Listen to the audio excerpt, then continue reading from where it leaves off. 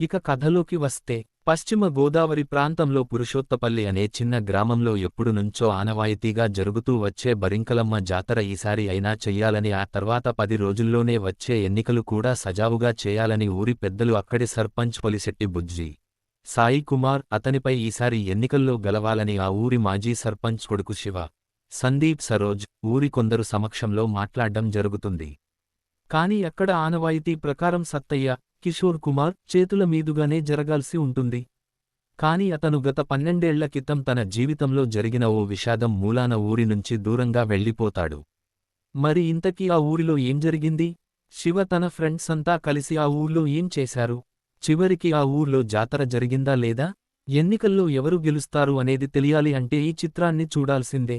Plus points: మొదటిగా ఈ చిత్రంలో కనిపించిన ప్రతి యంగ్స్టర్ అదగొట్టారు అని చెప్పాలి. సందీప్ సరోజ్ చేసిన శివ పాత్ర నుంచి తమ స్నేహితుల్లో కనిపించిన ప్రతి ఒక్క నటుడు సాలిడ్ పెర్ఫార్మెన్స్ ని అందించారని చెప్పాలి. అలాగే ఒక్కో ప్రధాన పాత్రధారుడికి జోడిగా కనిపించిన యంగ్ హీరోయిన్స్ కూడా చాలా బాగా చేశారు.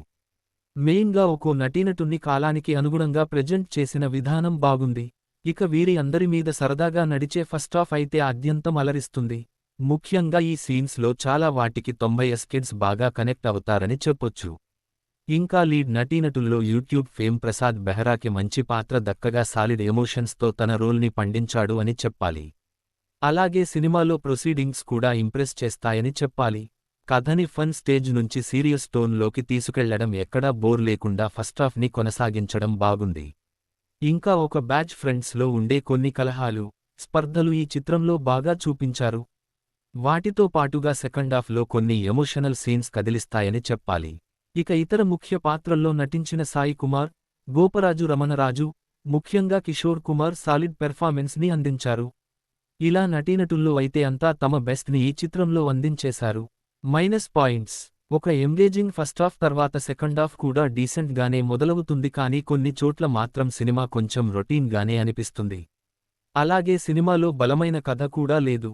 అలాగే ఎన్నికల రిలేటెడ్ సన్నివేశాలు చూస్తే ఈ బ్యాక్ డ్రాప్లో ఆల్రెడీ కొన్ని చూసేసిన సినిమాలు గుర్తుకొస్తాయి.